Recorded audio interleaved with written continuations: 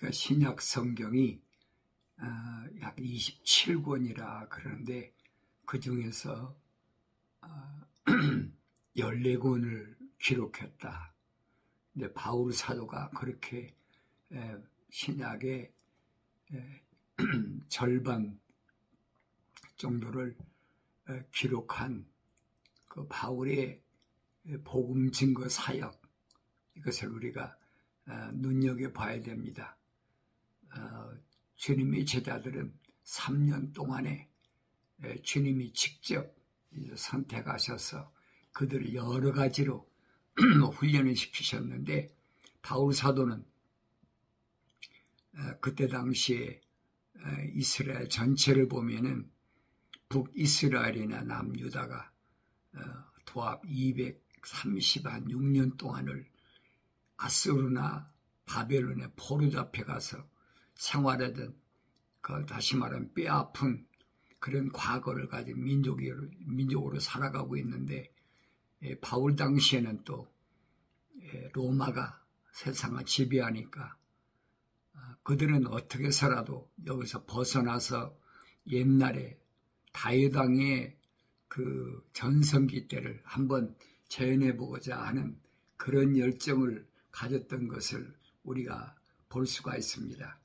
그래서 그 베냐민 지파에서 출생한 사울은 킬리키아 다소라는 곳에서 출생했다 자신이 밝히잖아요. 근데 그는 예루살렘에 와서 유대인에게 이제 어려서는 미시나이나 성장해서는 탈무드를 공부하고, 그리고 또 젊은 청년으로서 가말리엘은 교법사 밑에서 특별 훈련한 것을 우리가 볼 수 있습니다. 그러니까 바울의 일생을 보면은 어떻게 해서라도 자기 민족을 위해서 헌신하고자 하는 그런 그 안타까운 마음이 로마서 9장에 보면은 잘 표현되어 있습니다. 내가 내 형제와 내 동족들을 위해서라면 자기가 차라리 그리스도의 관계가 끊어질지언정 그들이 멸망받는 것을 자기는 참을 수가 없다. 이게 얼마나 엄청난 소위 말하는 민족주의자고 자기 형제들을 위해서 희생하겠다는 뜨거운 열정을 가진 청년입니까? 그런데 그가 깨달은 것은 물론 그가 그 일생을 통해서 잘 나타나 있지만은 바울 서신에서 깨닫게 된 것은 뭘 깨달았느냐? 하나님의 말씀을 통해서 깨닫게 됐다 겁니다. 왜 그러냐면 바울이 고백하잖아요. 하나님의 말씀이 헛되지 않은 것 같다. 자기는 하나님 말씀보다는 그 각색된 토라, 그러니까 미시나이나 탈무드를 통해서 어떤 민족주의자로 성장했는데, 그가 아라비아에 가서 3년 동안 직접 이제 시내산에 가서 소위 말하면 모세가 걸었던 그런 길을 찾아보려고 3년 동안이나 거기 가서 자기가 하나님 말씀을 상고해가지고 그 고린도 지방에 보낸 편지에서 고백하잖아요. 내가 14년 전에 3층천에 갔었다. 그러면서 꿈도 아니고 생시도 아니고 소위 말하면 비몽사몽간에 3층천에 가서 하늘의 비밀을 보고 왔다. 3년 동안 주님의 제자들은 주님께로부터 직접 훈련을 받았지만은 이 사도 바울은 그가 부활하신 예수님을 만나고 나서는 자기가 시내산에 가서, 아라비아에 있는 시내산에 가서 직접 이제 하나님 말씀을 다시 상고하는 그런 계기를 삼은 것을 성경은 오늘 나에게 설명해 주고 있는 것을 내가 성경을 읽을 때 바로 보아야 됩니다. 그래서 바울은 그 후에 이제 고향으로 돌아가서 길리기아 다소라는 자기 고향으로 돌아가서 그 원래 천막 깁는 일이 유대인들은 1인 1기 기술을 가지고 있으니까 천막 깁는 일을 하던 사람이 그래서 천막 깁는 만드는 그런 기술자로 일할 때 누가 찾아오느냐? 바나바가 찾아옵니다. 바나바가 찾아와서 바울을 안디옥으로 이제 인도해 가지고 안디옥에 가서 복음을 전하게 됩니다. 그 복음을 전할 때 안디옥 사람들이 처음으로 그리도인이다 그렇게 이름을 붙여주고 그리고 바울의 소위 말하면 전도여행, 복음 전도여행이 시작되지요. 1차 전도여행, 2차 전도여행, 그 다음에 3차 전도여행, 그리고 마지막에는 로마까지 가는 그런 바울의 여정을 우리가 사도행전하고 바울의 서신을 통해서 볼 수가 있습니다. 그 중에서 바울은 에베소에서 약 3년 동안 복음 전하는 그런 사역을 했는데 왜 에베소에서 그렇게 오랫동안 바울이 머물면서 복음 증거하는 사역을 했냐면 로마가 세상을 지배할 때 로마하고는 아시아하고 떨어져 있으니까 에베소를 수도로 행정 수도로 삼고 그곳에서 모든 일을 다 처리하는 항구니까 사람들이 출입하기가 좋으니까 그래서 아시아의 수도로 삼고 로마가 세상을 지배할 때니까 사람들이 왕래가 그만큼 많지요. 그래서 바울이 그곳에서 약 3년 동안 이제 복음 사역을 하는데 복음 증거를 하는데 처음에는 회당에서 했다가 나중에는 바울이 쫓겨나잖아요. 쫓겨나가지고 돌아온 서원에서 또 한 1년 몇 개월 동안 그렇게 복음 증거하는 그런 모습을 우리가 볼 수가 있습니다. 그리고 그가 그 아시아 일대를 다니면서 복음 전할 때 그는 자기가 임의로 가고 싶은 대로 복음 전도하는 그런 그 발걸음을 옮긴 것이 아니라 주님께서 말씀하신 대로 성령이 임하시면 니고데모에게 말씀하시잖아요. 물과 성령으로 거듭난 사람은 어떤 사람이냐? 바람이 임의로 불매 어디서 왔다 어디로 가는지 모르는 것처럼 이제 성령의 인도함을 받는다라고 그렇게 주님이 설명하셨는데 바울의 발걸음이 그런 발걸음이겠어요. 물론 주님의 제자들도 사도들도 마찬가지 발걸음이었겠지만은 바울의 서신에서 확실히 나타나잖아요. 그래서 비두니아에서 비두니아는 아시아입니다만은 아시아에 가서 복음을 전하려고 하니까 마케도니아 에게 건너편에 있는 마케도니아 있는 사람들이 꿈에 나타나서 자기에게 건너와서 우리에게 복음을 전해달라. 그래서 건너가서 복음을 전한 그런 내용들이 바울 서신에 잘 기록되어 있습니다. 그런데 그 바울 서신에 기록된 내용을 보면은 빌립보 지방에 가서 복음을 전할 때도 보니까 바울이 아는 사람이 있습니까? 없지요. 그러니까 빌립보 지역에 갔을 때 어디 강가에서 그 염색 공장하는 그 여인을 만나가지고 그들에게 복음을 전하고 그리고 그 지나갈 때 누굴 만나느냐? 귀신 들린 소녀를 만납니다. 소위 말하면 앵벌이 당하는 소녀가 찾아와서 당신들은 하나님의 자녀라, 하나님의 종들이라 계속 따라다니며 하니까 바울이 민망해서 그 소녀에게서 귀신을 내쫓아 줍니다. 이게 얼마나 착한 일이에요. 억울하게 귀신 들려서 앵벌이 당하는 소녀를 귀신을 내쫓아 주니까 그러니까 이 소녀를 통해서 돈벌이 하던 주인이 이 돈벌이가 없어지니까 바울과 신라를 갖다가 이제 사람들을 선동해 가지고 그래서 의도 터지게 하고 그 빌립보 감옥에 갇혔잖아요. 우리 빌립보 감옥에 갇혔다 이런 사건만 하는데 왜 하나님의 말씀을 전하기 위해서 그것도 성령의 인도하심 따라서 에게일을 건너서 마게도니아까지 갔는데 왜 이런 고통을 당해야 되느냐. 근데 오히려 바울과 실로아노는 빌립보 감옥에 갇혀서 하나님을 찬송했다 그랬습니다. 하나님을 찬송했다. 빌립보 감옥에서 그 사건이 나잖아요. 바울과 실로아노를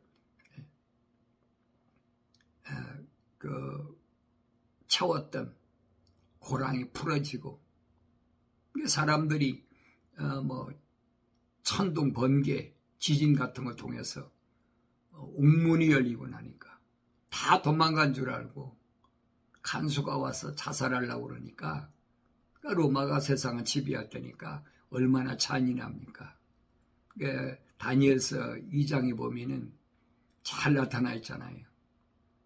로마가 얼마나 잔인한 민족이냐. 사자 이빨 같다. 철로 된 그런 아주 강한 그런 민족이니까 철권 통치를 하니까 아주 잔인하게 그지없지요. 그러니까 이 간수가 자살하려고 그러니까 바울이 자살을 멈춰라. 우리가 여기 있다. 그래서 그 간수하고 그 가정이 이제 예수 이름으로 구원받는 그런 사건을 우리가 목격할 수가 있습니다. 그래서 바울의 복음 사역을 보면은 다른 지방에서는 이렇게 몇 주씩, 한 주씩, 두 주씩 아니면 몇 개월 그렇지 않으면 며칠씩 머물면서 그렇게 사역을 마치고 마지막에는 우리 주님이 교회 가신 대로 로마에 가서 약 3년 동안 그 중에서 한 2년 가까이는 셋방살이 셋집에 살면서 소위 말 옥중서신이라는 것을 쓴 것을 우리가 볼 수가 있습니다. 그런데 바울이 유대인으로서 큰 꿈을 가지고 성장했는데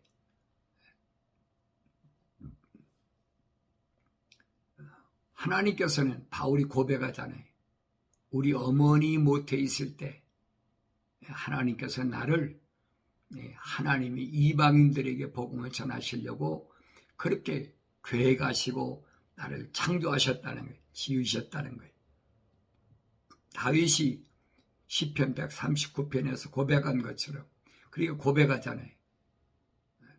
다윗이 뭐라고 고백합니까?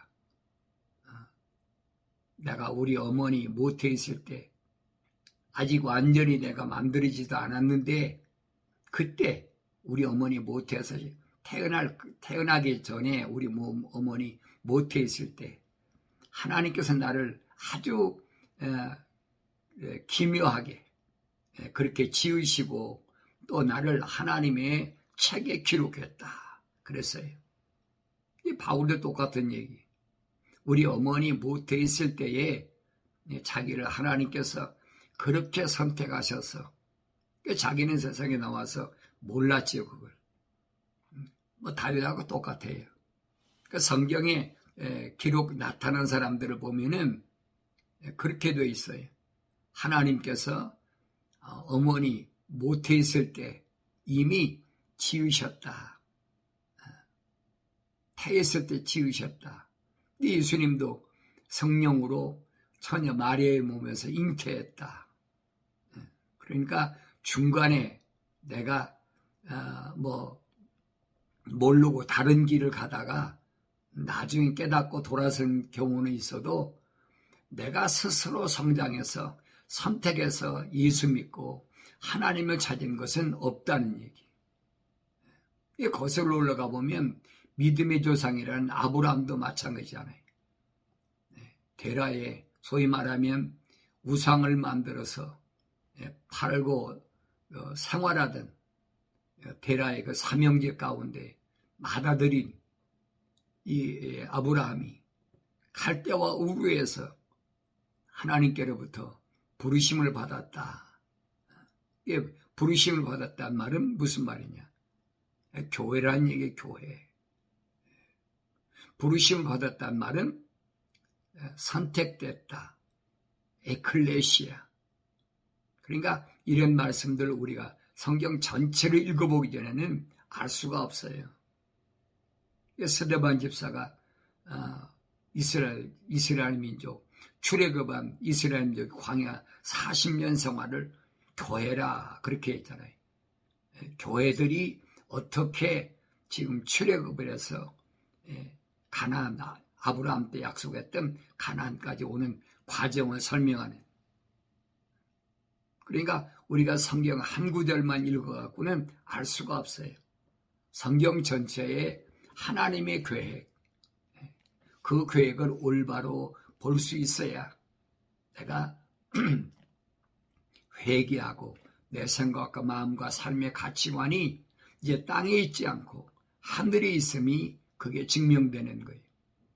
근데 우리는 성경이 하나의 역사로 지내버리고 그걸로 끝내버리고 말려고 그러죠.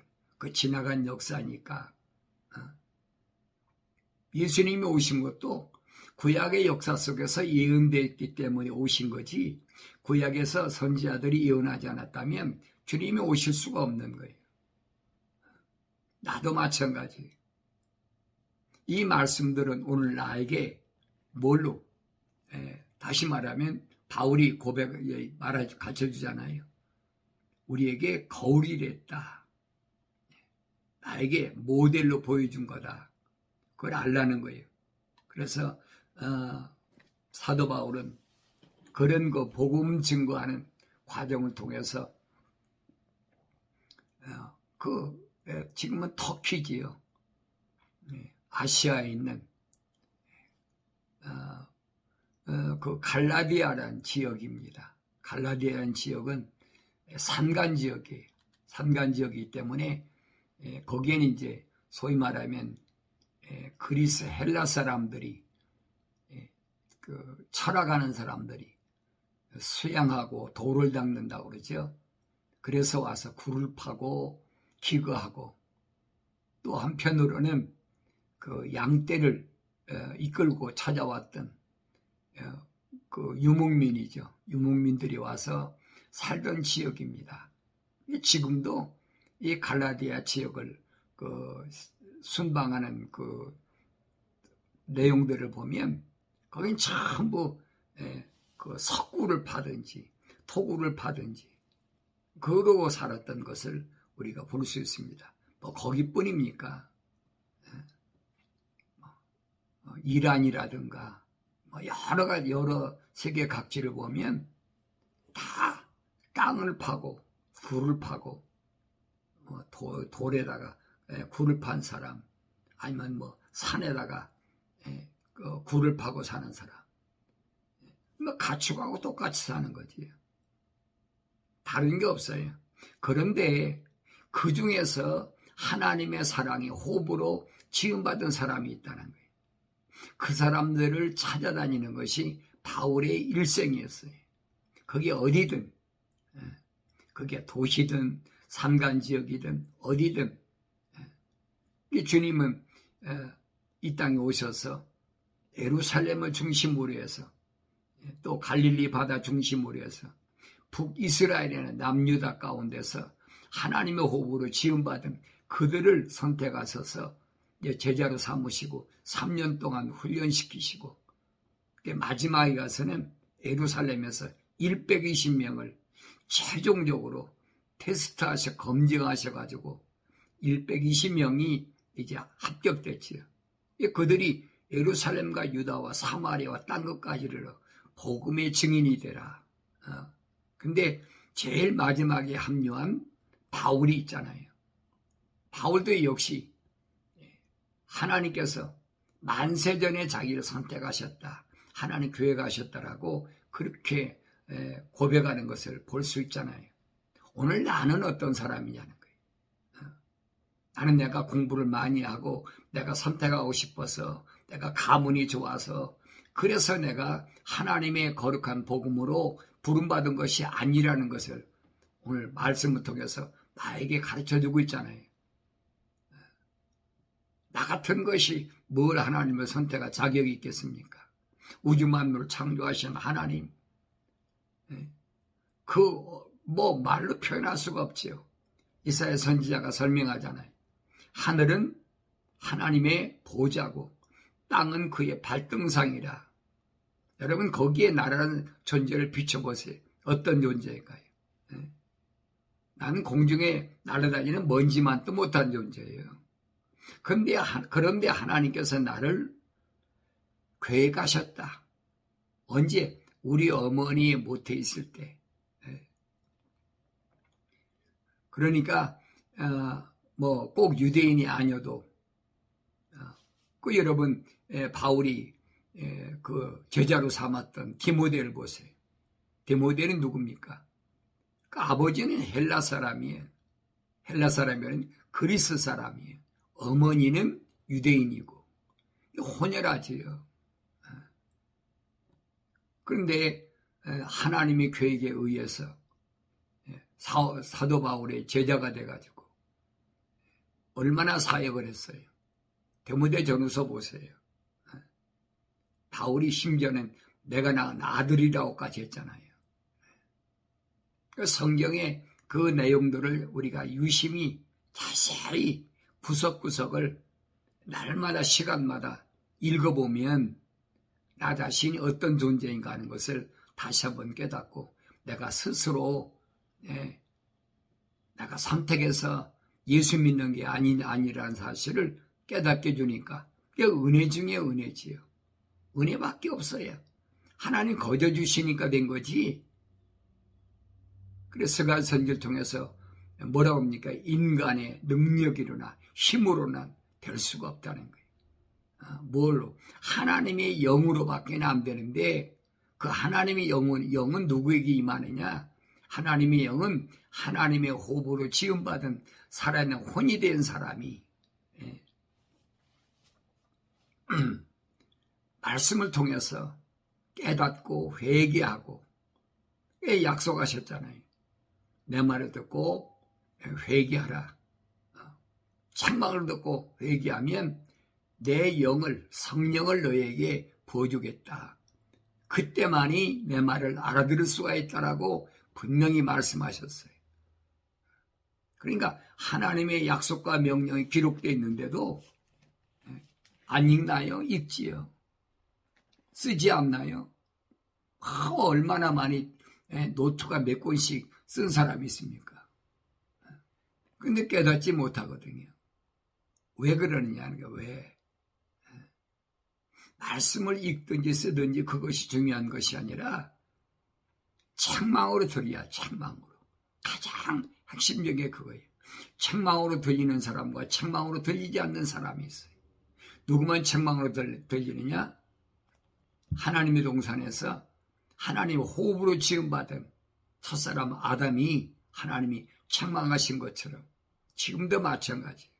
하나님 말씀을 통해서 책망이 들려져야 돼. 그 책망을 들었으면 첫사람 아담이 에덴 동산에서 쫓겨난 원인이 뭐냐? 약속을 믿지 못하고 하나님 명령에 불순종했다는 그게 원인이란 말이에요. 그 신학자들은 원죄라 그러는데 그 원죄가 뭔가를 알아야지. 그 원죄란 말은 그 사람들이 만들어낸 얘기고 성경에 기록된 것을 보면은 하나님의 약속, 하나님의 명령 그 짝으로 되어 있어요. 그래서 우리가 하나님 말씀 읽을 때는 언제든지 하나님이 뭐라고 약속하셨는지, 하나님 뭐라고 또 명령하셨는지, 주님도 마찬가지잖아요. 주님이 말씀하신 거 봐요. 약속과 명령이거든요. 여러 가지 주님이 다니시면서 사역하셨지만은 수고하고 무거운 짐진 자들아 다 내게로 오라. 이게 명령이잖아요. 그러면 이 명령을 왜 하셨느냐? 내가 너희를 쉬게 하시겠다는 약속이거든요. 인생의 쉼이 어디 있습니까? 인생은 고뇌라 그러잖아요. 갖가지 사건 때문에 꽉 얽혀가지고 자유가 없잖아요. 얽매여 있잖아요. 그런데 부르심을 받은 자들은, 교회들에게는 참 자유를 주신다는 거예요. 태어날 때부터 아담의 후손으로 이 땅에 와서 해결받지 못한 것들, 이런 것들을 이제는 나에게 오면 해결해주고 내게 참된 자유함을 주겠다. 인간의 자유가 어디 있어요? 자유가 있습니까? 약육강식이죠. 먹을 거, 입을 거, 마실 거, 지혜가 발달하면, 과학이 발달할수록 더 복잡해지잖아요. 더 어려워져요. 그런데 우리는 그런 것들을 깨닫지 못하니까 내 생각대로 무언가를 해보려고 하고, 내 생각대로 무언가를 내가 할 수 있다라고 생각해요. 이게 거짓말 하잖아요. 내가 아무리 할 수 있다고 해도, 공부를 많이 하고 내가 많이 하면 출세했다고 해도 영생이 없어요. 영생이 없는 삶은 짐승과 똑같다는 얘기예요.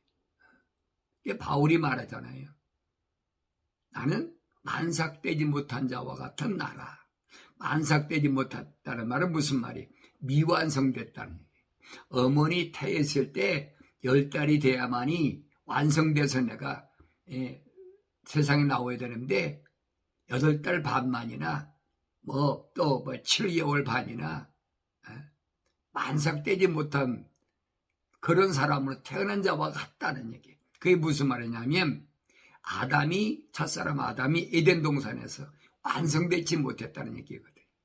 이 말을 깨달을 수가 있어야지. 나는 항상 부족한 사람이다.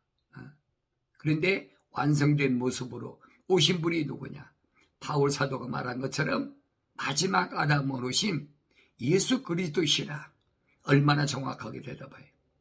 그래서 바울은 항상 부르심을 받은 자들에게는 누구와 같이 되느냐? 마지막 아담으로 오신 예수 그리스도와 같이 되어야 된다. 그렇게 성장시켜야 된다. 한 번에 되는 것이 아니라는 얘기죠. 성령으로 이 땅에 오셔서 인간의 모습으로 오셨기 때문에 요단강가에서 침례 받으실 때 성령 받으셨다는 얘기예요. 성령 받으실 때 특징이 뭐예요? 비둘기 같은 성령이 임했다. 왜 비둘기 같은 성령이 임합니까? 비둘기 같은 성령이 임했다는 건 무슨 말이에요? 그 마음이 하나님께 상달됐다는 얘기예요. 그 어디서 보여집니까? 아브라함이 하나님께서 창세기 15장에서 아브라함을 부르셔가지고 공중의 별을 봐라. 네가 그 별을 셀 수 있느냐? 약속하시잖아요. 네 몸에서 날 자가 앞으로 이렇게 되겠다. 믿겠어요? 아브라함이 자식도 없는데. 아브라함 자식이 없으니까 뭐라고 합니까? 하나님 자식이 없는 내가 무슨 저렇게 하늘의 별과 같이 되겠습니까? 그냥 우리 몸종 엘리에셀이나 잘 자라서 내 양자로 삼아서 대를 잇게 하시옵소서. 하나님이 천사를 통해 말씀하신 게 아니다. 반드시 네 몸에서 날 자가 있다. 하나님께서 그렇습니까? 하나님 말씀하시니까 아브라함이 믿었다. 그래서 하나님 약속을 믿었다. 그런데 그 믿음이 마음에서 우러나온 믿음이 아니라는 사실을 이제 하나님께 제물을 드릴 때 드러나잖아요. 암소도 잡고 염소, 양도 잡고 비둘기 잡아가지고 모든 짐승은 다 각을 떴는데 비둘기는 통째로 나왔다는 거예요. 이게 레위기 보면 그랬잖아요. 비둘기는 아주 쪼개지 말고 배를 갈라서 오장육부에 있는 거 다 갖다 버려야 됩니다. 근데 통째로 놓으니까 하늘의 솔개가 채가려고 이게 보여야 되는데 안 보이잖아요. 그러니까 하나님께서 천사를 통해 뭐라고 말씀하십니까? 이로 인하여 내 후손이 이방 땅에 가서 4대 만에 돌아오리라. 그래서 여러분, 야곱이 애굽 땅에 가서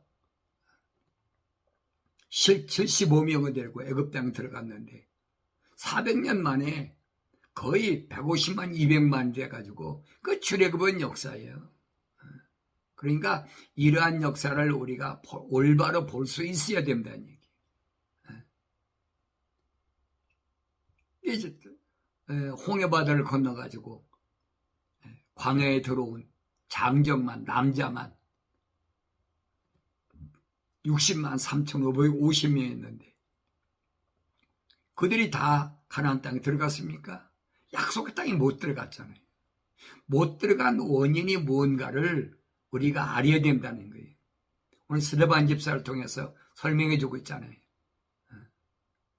부르심을 받은 교회인데, 교회 생활인데 그들이 먹을 거, 입을 거, 마실 거 걱정을 하고 봤느냐? 그들이 입은 옷이 헤어지고 신은 샌들이 다른 거 봤느냐? 아니라는 거예요. 40년 동안 하나님께서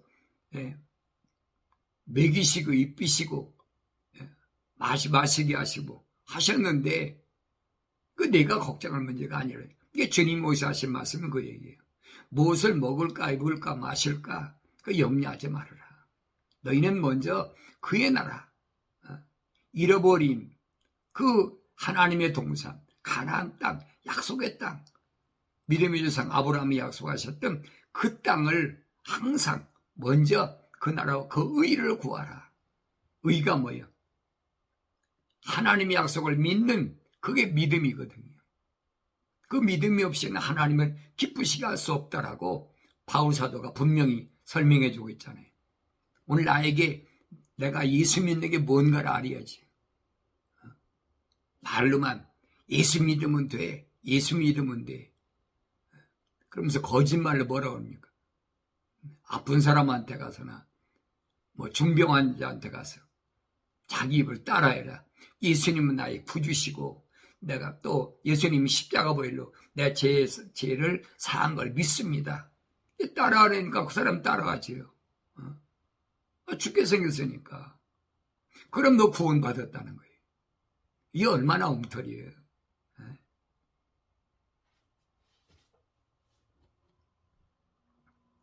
성경은 그렇지 않잖아요. 내 마음으로 믿어. 그렇지? 의에 이르고 의에 이른다는 말은 하나님께 인정받았다는 얘기예요.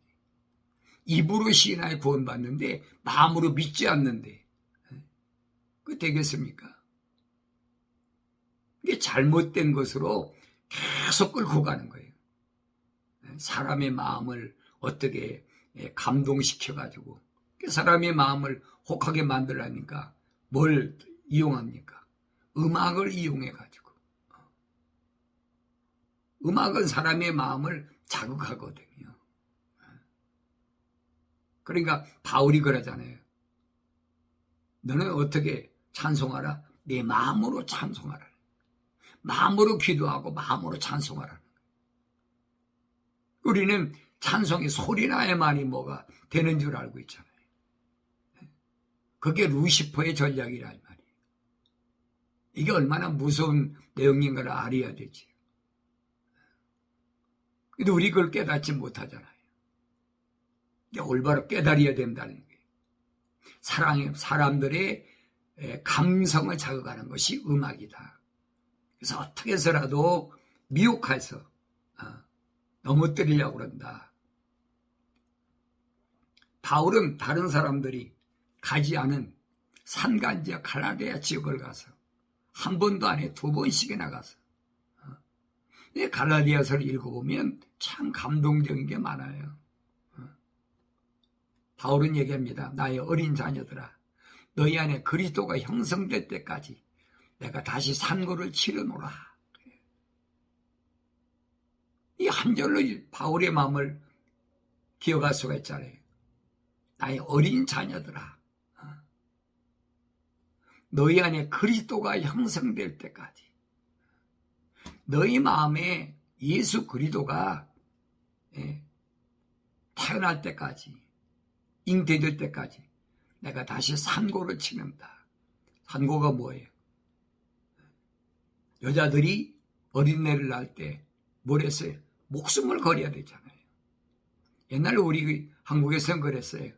뭐 다른 나라는 모르지만은 우리 할머니들이, 우리 어머니들이 아이를 낳으러 들어가려면 대떨 위에다가 신발을 벗어놓고 신발을 다시 한번 쳐다보고 내가 아이를 낳고 이 신발을 다시 신을 수 있을지.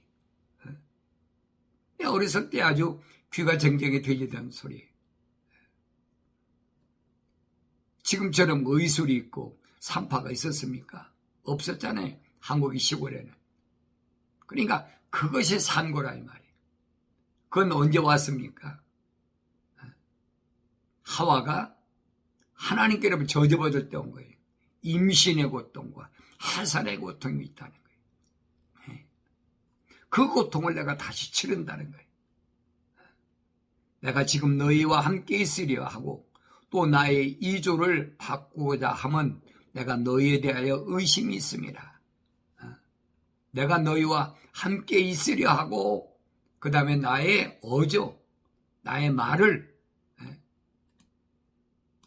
뭐라고 그러냐. 말의 가락, 말의 어떤 억양 이런 것을 바꾸고자 하는 것은 왜 그러냐. 내가 너희에 대하여 의심이 있다는 거예요. 내가 2번씩이나 너희한테 와서 그렇게 예수 그리스도에 대하여 창조주 하나님에 대하여 창조주 하나님의 아들로 이 땅에 오신 예수 그리스도에 대하여 그렇게 간절히 복음으로 전했는데 왜 아직도 율법에 따라서 뭐가 이루어지는 줄 알고 있느냐는 거예요. 율법은 바울이 설명하잖아요. 중보자께서 이스라엘 백성을 범법함 때문에 그래서 천사를 통하여 저장하신 것이라. 그런데 그 범법함 때문에 저장하신 그 중보자께서 이제 오셨다는 거예요. 인간의 몸으로 오셨다. 그래서 율법의 마침이 되셨다는 거예요. 예수님도 말씀하시잖아요. 내가 율법을 폐하러 온 것이 아니라 왜? 예수님 만드셨는데 폐하겠습니까? 폐하러 온 것이 아니라 내가 완성시키러 왔다. 내가 하나님의 아들이 중보자께서 이 땅에 인간의 모습으로 오심으로 인해서 완성이 됐다는 얘기예요. 그 완성이 됐는데 예수 안에 오면 완성되는데 뭐가 필요합니까? 바울이 히브리서에 그러잖아요. 개역 때까지만 필요하다. 율법 아래 있고자 하는 너희는 내게 말하라. 너희가 율법을 듣지 못하였느냐? 아직도 율법 아래 있으려고 그래. 그러니까 잘못 알고 있지 말라는 얘기. 하나님의 약속이 뭔지, 하나님의 명령이 뭔지를 분명히 알면 그것이 해방되는 거예요. 자유한 거예요. 그러면서 기록되기를 아브라함에게 2 아들이 있었는데 하나는 여종에게서 낳고 하나는 자유로운 여자에게서 낳았다고 하였느니라. 그러나 그 여종에게서 낳은 아들은 육신을 따라 낳고 자유로운 여자에게서 낳은 아들은 약속으로 말미암아 난 것이라. 이것들은 비운이 이들은 2 언약이라. 하나는 신의 산으로부터 종을 낳은 자니 이는 하갈이라. 하갈은 아라비아에 있는 신의 산이니 지금의 예루살렘과 같아서 그녀는 자기 자녀들과 더불어 종노릇하나 위에 있는 예루살렘은 자유로운 우리 모두의 어머니라. 기록되기를 너희 잉태하지 못한 여인아 즐거워하라. 너 산고로 치르지 못한 여인아 소리질러 외치라. 이는 홀로 사는 여인의 자녀가 남편에 있는 여인의 자녀보다 더 많음이라고 하였으니. 그랬어요. 이 말은 이사야 선지를 통해서 이사야 54장 1절을 통해서 이미 6, 7년 바울이 이 세상에 오기 전에 선지자를 통해서 예언하신 말씀이. 그러면서 이제 우리는 이삭과 같은 약속의 자녀라. 그런데 그때 육신을 따라한 자가 성령을 따라한 자를 박해했던 것처럼 지금도 그러하도다. 그러나 성경은 무엇이라고 말하느냐? 여종과 그녀의 아들을 내어 쫓으라. 이는 여종의 아들이 자유로운 여자의 아들과 함께 상속받지 못할 것임이라고 하였느니라. 그러므로 형제들아, 우리는 여종의 자녀가 아니라 자유로운 여자의 자녀니라. 아브라함의 두 아내 하갈과 사라가 있죠. 근데 아들을 하나씩 낳잖아요. 하갈은 이스마엘을 낳고 사라는 이삭을 낳고. 근데 바울이 설명하는 그거예요. 이스라엘 난 자가 다 이스라엘이 아니다. 로마서 9장에서 그러잖아요. 아브라함의 몸에서 난 자가 다 아브라함의 씨가 아니다.